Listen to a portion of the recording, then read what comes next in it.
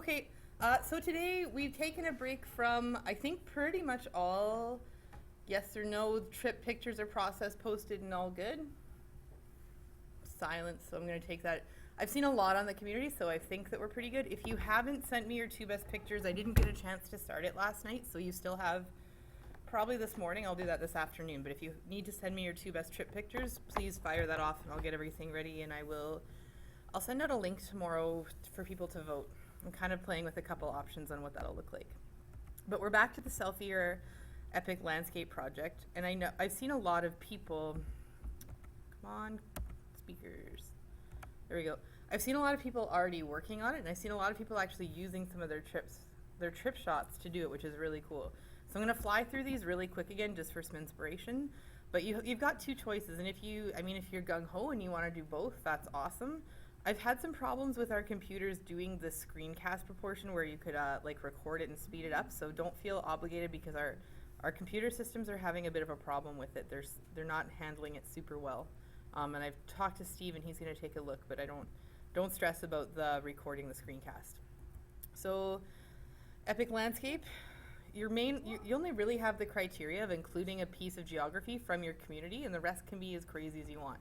And if you're doing the selfie, you really just need to have an image of you, which could be front, it could be back, it could be a silhouette. Don't feel like it has to be like this glaringly giant shot of your face, but it could be, and totally sort of transform that. So I was just going to whip through examples really quick again, just to refresh people on some of the options, some really cool editing stuff. And if there's something that I'm not showing, I'm going to show you layering today and a little bit of blending, but if there's something I'm not showing you, Google it on YouTube and there's tons, or ask me a question and I can start to play with it. The one that I'm going to show you today is a bubble picture too, so I can show you kind of how that might start. Anywhere from abstract to kind of natural to artsy to pretty much open, some of last year's picks. Or your option is the Epic Landscape, which we watched some videos, but by nature these start to look a little surreal, so that's kind of where we're headed on that. It's a totally surreal landscape that transforms your natural landscape. As detailed or as epic as you'd like it to be. So I just wanted to show people how to work a little bit of layers in Photoshop. So I was just playing really quickly with this image. This is just two layers that I'll show, and you can take it as much as you want, but I'll show you how I made this image, and there's really 4 or 5 ways you can sort of blend your layers. I'm just going to close everything so that you can see what it's like when I open everything from the start, but now I need to get to Photoshop. Is that your hand? We went and we played with bubbles, and it was pretty fun. It was a sunny morning on Friday. You can use both, but CS6 handles it a lot better, especially when you're doing multiple layers, and it preserves the integrity a little bit better. The only thing you're gonna need to do, if I was to open this file, I'm gonna make it bigger here. If I was to open this and this picture was like super small, it's not gonna be an image that's really gonna work for you. You really need to make sure that you've got like I'm really sucking at this morning. You need a really high resolution file to make it work. I just want to maximize this where the Bridget menu doesn't wreck it. So if you go view and you fit on screen, if it pixelates when it's that big, it's probably just not a good image. It means it's probably like a stock image or something that's been compressed for the web, and you're going to get really lousy detail if you blow it up past like a 5x5 screen. So you want to pick an image, and you want to start with your background and keep layering things on top of that background. So if I was going to make this my background, there's a couple ways you can do it. So the first way, which admittedly is the best way, it gives you the most smoothness, but it's also a pain in the butt way. But if you're doing this as a professional level, it's a better detailed work, which is if you do the whole image and you're just gonna highlight the box, you're gonna go edit, copy, and then you're going to go over to this, you're going to go edit, paste. Now obviously my high resolution picture that I took is a lot higher, so you're going to have to resize it. But you could go edit, transform, you could go free transform, you could go scale, doesn't really matter, they do kind of the same thing. And you just want to sort of drag it until it's where you want to be. Anytime you take the image with like the Canons, they're going to produce like a really high resolution image, so you're going to have to definitely resize it if you use some of your own images combined with web images. And that looks a little distorted. Now I might not want all of this. maybe I just want to touch the thing, but I'm probably with this one going to want to level it up with a landscape just because the bubble's going to be right, unless I totally transform the bubble. So let's say I just want the bubble right now. You want to size it, and you can move it after, so don't feel like you have to. And if you want to kind of play and see where it lines up, just move your opacity down a bit, and you can kind of see like where you want it to be in the background picture. But if I make it, I usually start at about 77 just so I can see both, and then I'll do that. So then you're going to go to your eraser tool, apply it. And this is when you're going to do super picky work that can take you forever. You're going to go Control Plus, and if you want to do like a super good job, you actually want to zoom in until you start to see a little bit of pixelation when you see those edges come. And I'm just going to go around it. I always use a little bit of a blurred tool up here just because I think the hardness, it's hard for it to look awesome in hardness unless you're super detailed. So I probably just want to go all the way through and make sure your opacity's up to 100%, your flow's up. But I would do this around, all the way around, just one really quick one just to sort of get my detailed work. And you could even make your brush smaller, but I'll show you the difference when we get there. But you want to go right to it and just, you're going to erase everything you don't want. So then I'll zoom out to show you what that looks like. If I was to use it full screen without zooming in, my risk for error, you can still do it, but when you zoom in, it's going to look really unnatural. So the best way to do it is this way, by really zooming in, where you get the detailed, really super detailed, crisp finishing. I'm going to do this fast because you don't need to watch me do that, and it's kind of picky work. But always go around your stuff first, and then you can make your brush bigger and clean up the rest. But I always make my brush quite small, especially just when I'm starting. And I don't really like where the hands are in that one, so I'm just going to get rid of them, and then I'll put them in again. And I'll show you a different way to put them in so you can kind of see both. If it's a really defined shape, the tool that I'm going to use next works quite well, but if it's a shape where the color doesn't stick out, it's a little bit trickier. So then I'm going to just fit on screen, go to view, see everything. Not a perfect job, but it gives you an idea. So if I like that, I like it. If I don't like that layer and I want to start over, which I'm going to show you, you could just press layer 1, press delete, and it's gone. Okay, another way, which actually works well for this image, if you ever have it where it's selected and it won't go away, just go select, deselect. It's a pretty defined edge on the sphere, and it's also a pretty defined edge on the hand, so this would probably work well for us. You're going to pick this tool, which is kind of the magic tool, and I would still zoom in so you can at least see all the edges, just because it doesn't do a perfect job. That's a little too far. And for that, you can literally just sort of pick where you want it to go. Now, when I look at this, it does a good job, but it's not perfect. So you're going to need to go through and sort of just click one at a time to sort of perfect it. Or you can hold it down and you can drag. But you'd rather it go over than cut it under, because when you go over, you can sort of recover that back with your eraser tool, but it's really hard to go back if you can't create more. So that's pretty close. And that, see there I went a bit over, but I'm going to be okay with that because I'm going to fix that.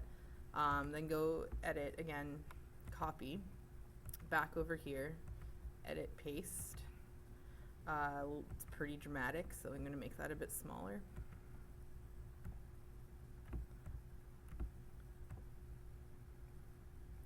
Again, I'm going to try to line up my, if you click here, apply, that makes the size, and I'm going to try to line up my horizon so it's a bit, I might change that after, but for now I'm going to run with that. Still want it smaller, edit, transform, scale. I think that's probably going to be okay. So once you've got it, up here, you can't see it up here, but there's like a little like check mark because my Bridget menu is covering it. But anytime you click anything else, it's going to ask you to apply. Now here, I've got a little bit of fixing to do because it cut off a little bit on the side. So I would just take my eraser tool and just really make it really small. And I'd zoom in. I'm being a bit lazy because you don't want to watch the forever details. But I'd definitely zoom in, probably even really closer. Right to when you start to see the lines and the pixels, I'd make this smaller. And here, I'd probably make it a little harder.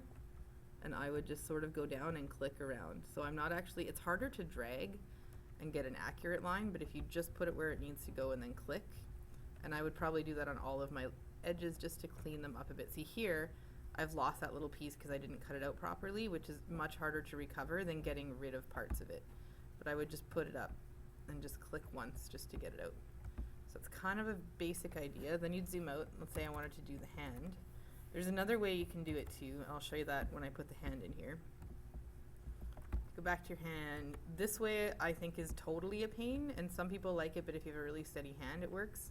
I do not have a super steady hand to do it, but for that one, you're gonna cut out this, and this is when you actually like, no, wrong one, sorry. Stop it, deselect. This one you actually like, it's not working, totally not working. Okay, it went just weird on me. Oh right, sorry, I'm using the wrong tool. If you had a hard shape, you could then cut out, and as long as you close it, that part becomes to go. But I'd probably do this one, or I'd use eraser tool. Okay, so here, it's a nice defined shape. I'd do the same thing. I would just drag where I want it, which is a lot easier, but you do have to go in and clean it up a little bit after. And this is not something you can do like if it's hard for the computer to really tell what part's what. And it sometimes cuts out edges a little bit. But go edit, copy, go back to your other layer, edit, paste, really big, scale her down.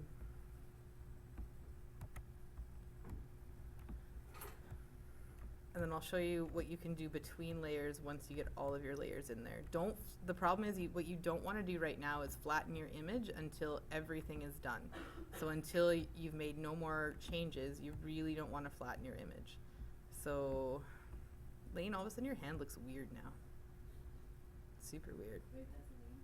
He says it's his hand. Okay, so maybe I'll put it there.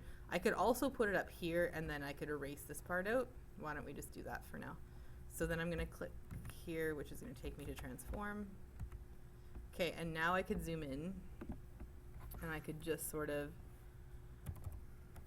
trim off his hand to put it out in front. This is not doing a super good job, but you'll get the idea. You could do this on all of this. If you wanted to make sure you knew where your layers were, again, you could sort of like bring down your opacity and find a good place where you can then get really tight into it and just sort of trim it up so that it looks in front. So you can do multiple layers on top of multiple layers. So let's say, put my opacity back up because I'm done it. This is a really hack job, but gives you an idea anyway. Now I've really wrecked it. Control Z. Okay, so now that you've got your image, and you could do this, there's no limit to how many you have, but you'll really have to play around in the layer panel more than you've ever had to. Because what it's gonna do is any changes that you make, it's gonna make it on the layers that you're currently on. So if I go to background, and if I go whatever it is, you can see it's just changing the background. It's not changing anything. But this is where it gets really nice, because then you can say, like, if your picture here is kind of dull, and this is kind of bright, then it's your trick to kind of make those similar. So if I looked at the bubble, maybe I want the bubble to just be way brighter because I feel like it's a little bit dull compared to the other one. You can use Viveza just within that layer. So I would go here. I would maybe crank up my contrast because the image behind it's a bit more contrasted and structured. I'd go there and then just okay it. And that's just gonna change the bubble. It's not gonna change anything else. So you can really sort of match the color styles. If I wanted the sky to be darker, I would just work on here. And if there's a layer that you hate, you can just right click on it and delete layer, or you can just click on it and press delete. But that's basically how to use layers. Now, what you're gonna do is you're gonna play in each layer to make them blend, but let's say I'm happy with this. When you've decided you've got all your layers there, then you can go your layer and flatten them. And at that point, then you can make wholesale adjustments to everything. So now it changes everything in the picture instead of just the layer that you're working in. Does that give you enough to sort of start playing with Lillooet and Kumsheen? Just to start with your landscapes and your selfies?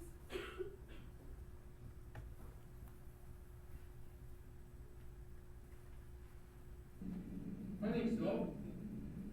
A challenge. Yeah, it's detailed work. It's picky, detailed work for sure to make it look really seamless. And it's knowing how to adjust color tones. So if one's dull, what do you do with it to make that layer a little more authentic in the picture? And if you wanted to cheat in the end, the easiest way to make everything work is really quite simply to just make it black and white.